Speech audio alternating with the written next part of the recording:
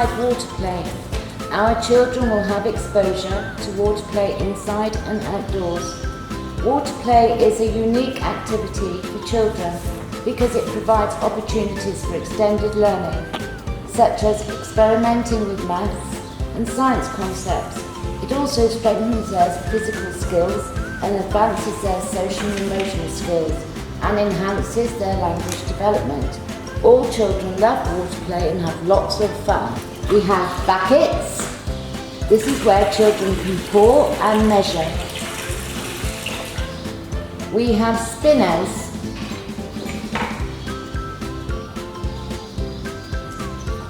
This is where children can see the water flowing. We have lots of bright jugs. They can fill up the jugs with water and tip, pour, measure.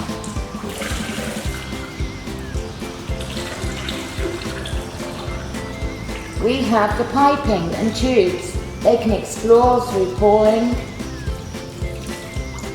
and watching the water flow into the big, bright coloured buckets. We have funnels. This can be used for tipping.